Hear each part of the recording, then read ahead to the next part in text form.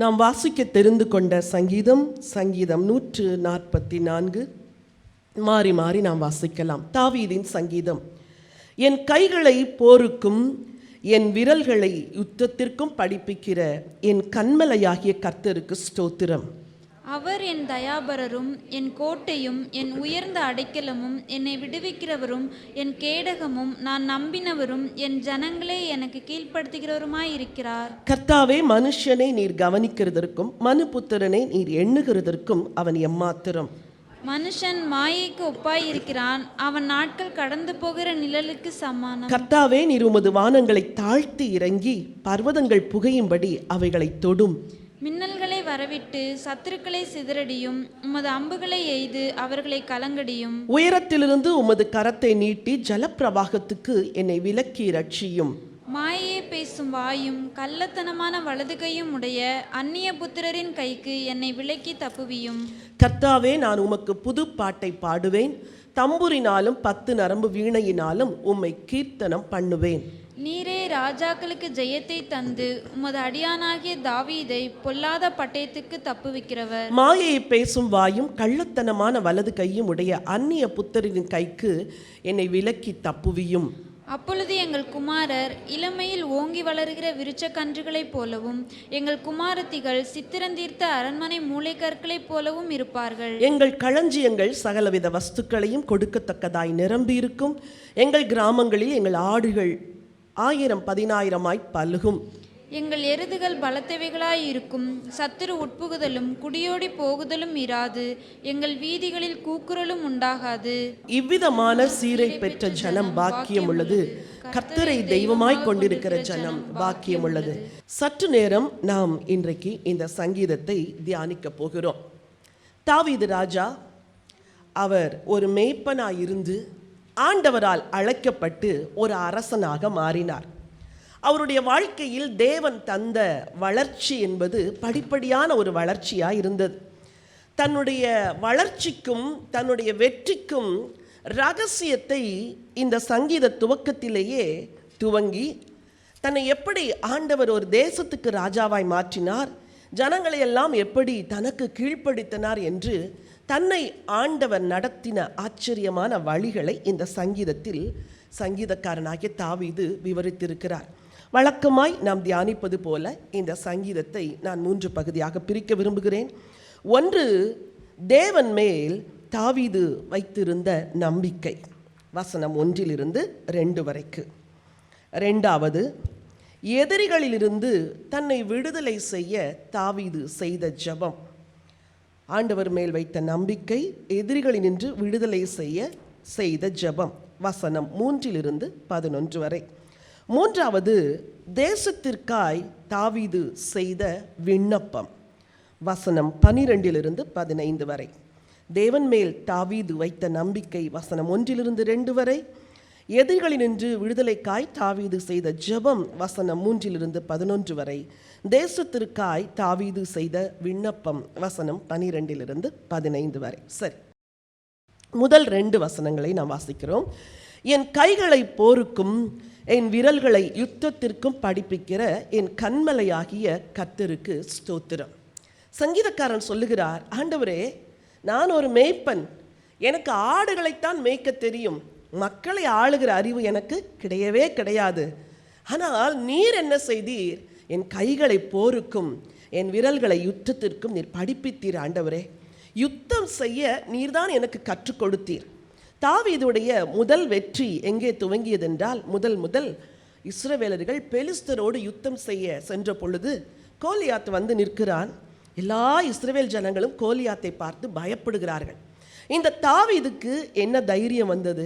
நான் போய் இந்த கோலியாத்தை ஜெயிப்பேன் என்ற தைரியம், தன் தேவன் மேல் அவர் வைத்திருந்த நம்பிக்கை. அவர் ஏற்கனவே ஒரு முறை ஒரு கரடிக்கு ஒரு ஆட்டுக்குட்டியை தப்புவித்தார், ஒரு சிங்கத்துக்கு ஆட்டுக்குட்டியை தப்புவித்தார். கர்த்தர் எனக்கு இப்படியெல்லாம் ஜெயத்தை கொடுத்தாரே, என் கைகளில் பலத்தை கொடுத்தாரே, சிங்கத்தையே ஜெயிக்க வைத்தவர் இந்த கோலியாத்தை என்ன செய்ய வைப்பார்? ஜெயிக்க வைப்பார் என்று ஒரு ஃபெய்த் அட்டெம்ப்ட் என்று சொல்வார்கள் அல்லவா? என்னது ஃபெய்த் அட்டெம்ப்ட்? ஒரு விசுவாச முயற்சி. அந்த முயற்சியில் தான் முதலாவது கோலியாத்திற்கு முன்பாக போய் நின்றார். கர்த்தர் ஜெயம் கொடுத்தாரா? கொடுத்தார். அது தாவீதுக்கே புரியாத ஒரு வெற்றியாக இருந்தது.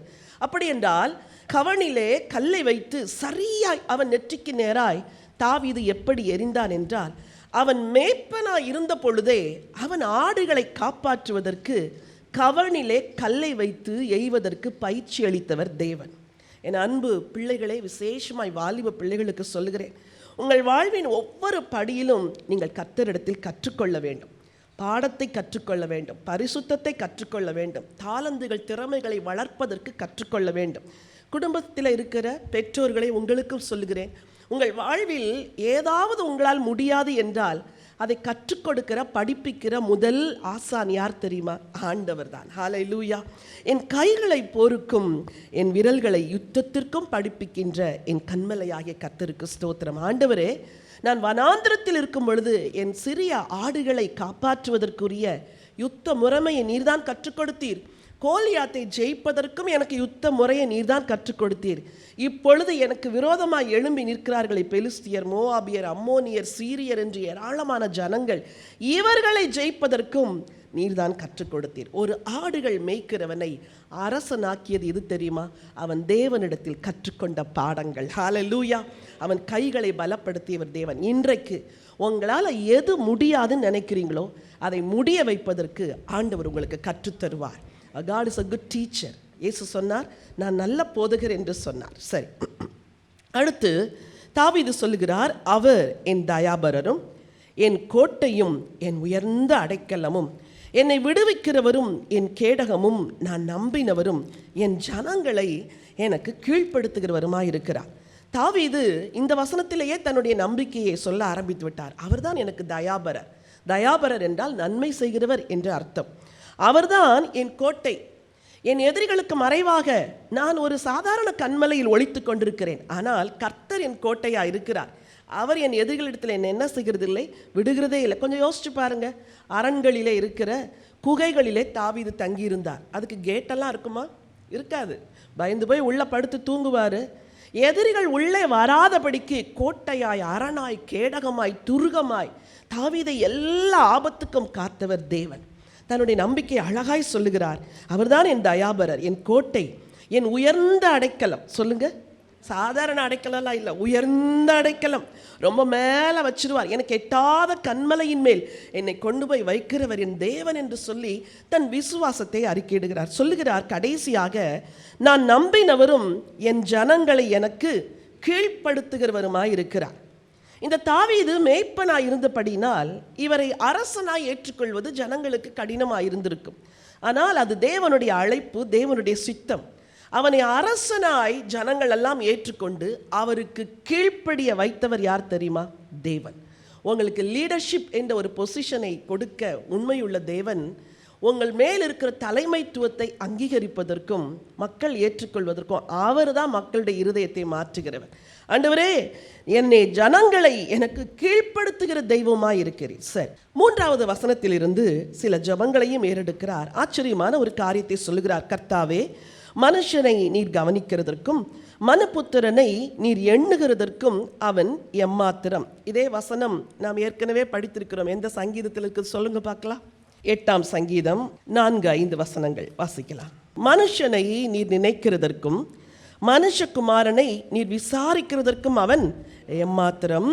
நீர் அவனை தேவ தூதரிலும் சற்று சிறியவராக்கினீர், மகிமையினாலும் கனத்தினாலும் அவனை முடிசூட்டினீர். சொல்றாரு, ஆண்டவரே, மனுஷன் யார் ஆண்டவரே? உம்முடைய மகத்துவத்தோடு ஒப்பிடும் பொழுது இந்த அண்ட சராசரங்கள், கோள்கள், விண்மீன்கள், இந்த கேலக்ஸி, மில்கி வே, இதெல்லாம் படைச்ச உங்களுக்கு முன்னாடி மனுஷன் யார் ஆண்டவரே? அவனை நீங்கள் நினைக்கிறதுக்கு அவன் எம்மாத்திரம். இன்னைக்கு திருச்சபையே, உங்கள் எல்லாருக்குள்ளும் ஒரு எண்ணம் என்ன தெரியுமா இருக்கணும்? நான் ஒன்றுமே கிடையாது. என் ஆண்டவரோடு ஒப்பிடும் பொழுது நான் ஒன்றுமே கிடையாது. என்னை நினைக்கிறதுக்கு எம்மாத்திரம் ஆண்டவரே. நான் யார் ஆண்டவரே? என்னை இம்மட்டும் கொண்டு வருவதற்கு நான் எம்மாத்திரம். இதே வசனத்தை எபிரேய ஆக்கியோன் தன்னுடைய நிருபத்தில் எழுதுகிறார். எபிரேயருக்கு எழுதின நிருபம் 2ஆம் அதிகாரம் 6வது வசனத்தை வாசிக்கலாம். ஒரு இடத்திலே ஒருவன் சாட்சியாக. எப்படியா? ஒரு இடத்திலே ஒருவன் சாட்சியாக. இந்த இடத்திலே சங்கீதம் 8, சங்கீதம் 144 ஒருவன் சாட்சியாக. மனுஷனை நீர் நினைக்கிறதற்கும் மனுஷனுடைய குமாரனை நீர் விசாரிக்கிறதற்கும் அவன் எம்மாத்திரம். அவன் எம்மாத்திரம். அவனை தேவதூதரிலும் சற்று சிறியவனாக்கினீர். மகிமையினாலும் கனத்தினாலும் அவனை முடிசூட்டி உம்முடைய கரத்தின் கிரியைகளின் மேல் அவனை அதிகாரியாக வைத்து சகலத்தையும் அவனுடைய பாதங்களுக்கு கீழ்ப்படுத்தினீர் என்று சொன்னான். தேவனின் மகத்துவத்தோடு ஒப்பிடும் பொழுது மனுஷன் ஒண்ணுமே இல்லை. ஆனா ஆண்டவர் அவனை நினைத்து தேவதூதரிலும் சற்று சிறியவனாக்கி கனத்தினாலும் மகிமையினாலும் முடிசூட்டினார். உங்களை எப்படி முடிசூட்டியிருக்கிறார் தெரியுமா? கனத்தினாலும் மகிமைனாலும். மிஸ் யூனிவர்ஸ், மிஸ் இந்தியா இவங்களுக்கு தான் முடிசூட்டுவாங்க. ஆனால் நம்ம ஆண்டவர் நமக்கு நீ என் பிள்ளை அப்படிங்கிற ஒரு உரிமையை கொடுத்து உங்களுக்கு கனத்தினாலும் மகிமைனாலும் முடிசூட்டியிருக்கிறார். இன்னைக்கு ஆலயம் முடிஞ்சு போகும்போது சொல்லணும், கனத்தினாலும் மகிமைனாலும் எனக்கு ஒரு கிரீடத்தை வச்சு அனுப்புறீங்க ஆண்டவரே. உங்கள் பிள்ளைங்கிறது தான் எனக்கு ஒரு பெரிய கனம். உங்கள் மகள், உங்கள் மகன் என்பது தான் எனக்கு பெரிய முடிசூட்டுதல். இதை நினைத்து ஆண்டவருக்கு நன்றி சொல்லுகிறார். அடுத்த வசனத்தை வாசிக்கலாம். 144 சங்கீதம். மனுஷன் மாயைக்கு ஒப்பாயிருக்கிறான், அவன் நாட்கள் கடந்து போகிற நிழலுக்கு. தன்னுடைய மனுஷனுடைய அந்த தகுதியில்லாத தன்மையை சொல்லிக்கொண்டே வருகிறார். மாயைக்கு ஒப்பாயிருக்கிறான், அவன் நாட்கள் கடந்து போகிற நிழலுக்கு சமானம்.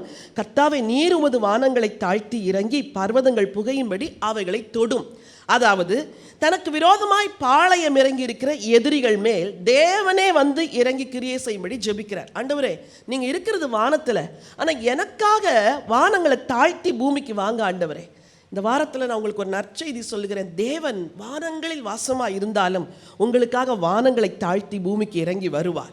நீங்கள் கூப்பிடும் பொழுது உங்கள் உதடுகளின் அருகே தன் செவிகளை வைத்து கேட்பார். சொல், உன் பிரச்சனை என்ன?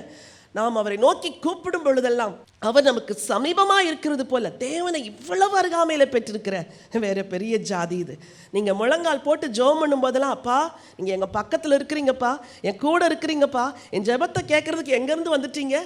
வானங்களை தாழ்த்தி இறங்கி வந்துட்டார். ஹல்லேலூயா. ஒருவேளை உங்கள் பெற்றோர்கள் வேறு ஊர்களில் இருக்கலாம். அப்பா வாங்க, அம்மா வாங்கன்னா நாளைக்கு வரேம்பாங்க, அடுத்த வாரம் வரேம்பாங்க, அடுத்த மாதம் வரேம்பாங்க, வரமாட்டாங்க. இந்த அப்பா கூப்பிட்ட உடனே வானங்களை தாழ்த்தி இறங்கி வருகிறார். ஹல்லேலூயா. இன்னைக்கு மாலையில் ஜெபிக்க முழங்கால் படியிடும் பொழுது இந்த வார்த்தையை சொல்லி ஜெபிக்கணும். நான் கூப்பிடும் பொழுது வானங்களை தாழ்த்தி இறங்கி வருகிறீரே, உமக்கு நன்றி. எதிரிகளிடத்தில் எப்படி கிரியை செய்ய வேண்டும் என்று சொல்லுகிறார். 6வது வசனம். மின்னல்களை வரவிட்டு சத்துருக்களை சிதறடியும், உமது அம்புகளை எய்து அவர்களை கலங்கடியும். சொல்லுகிறார், ஆண்டவரே எனக்கு சத்துருக்கள் இருக்கிறாங்க, நீங்க மின்னல்களை பிரவாகித்து என்ன செய்யணும்? கலங்கடியும். இது என்ன மின்னல்கள்? எது என்ன அம்புகள்? தெபோராள் வெற்றி பெற்ற பிறகு ஒரு பாடலை பாடுவார். அந்த பாடலை பாடும் பொழுது ஆண்டவர் தன் ஜனத்திற்காக யுத்தங்களை வான மண்டலங்களிலே செய்கிறார் அப்படின்னு அந்த பாடல்ல சொல்லப்பட்டிருக்கும். இதை எல்லாத்தையும் வாசிக்க நேரம் இல்லை. உங்கள் யுத்தம் இருக்குது பாருங்க, அது பூமிக்குரிய யுத்தம் அல்ல, அது மனுஷனோடு உள்ள யுத்தம் அல்ல. வான மண்டலங்களில் உள்ள பிசாசு மனுஷர்களை தூண்டி மனுஷன் மூலமாய் உங்களுக்கு யுத்தம் செய்ய, உங்களோடு யுத்தம் செய்ய வைக்கிறார். அப்படி என்றால் யுத்தங்களை சந்திக்கும் போது மனுஷனோடு என்ன செய்யக்கூடாது? போராடக்கூடாது. வீட்டில் புருஷன் தான் எதிரின்னு நினைக்கக்கூடாது, மனைவி தான் எதிரின்னு நினைக்கக்கூடாது, பிள்ளைகள் விரோதிகள் என்று நினைக்கக்கூடாது. பின்னாக கிரியை செய்கிற ஒரு அசுத்தாவி வான மண்டலங்களிலிருந்து என்ன செய்து போராடுகிறது. அதான் ஜெபிக்கிறார். ஆண்டவரே, உம்முடைய மின்னல்கள், உம்முடைய அம்புகளை இதெல்லாம் பிரவாகித்து எதிரிகளை என்ன செய்யுங்க? சிதறடியுங்கள்.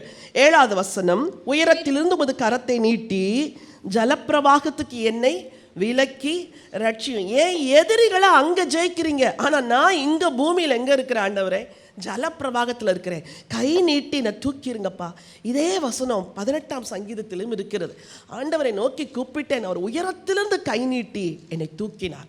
இன்னைக்கு உங்களை தூக்கி விட யாரும் இல்லைன்னு நினைக்கிறீங்களா? வாழ்க்கையில் மேலான வழிகளை, முன்னேற்றத்திற்கான வழிகளை காட்டுறதுக்கு ஒருத்தர் இல்லைன்னு நினைக்கிறீங்களா? ஒரு தேவன் இருக்கிறார்.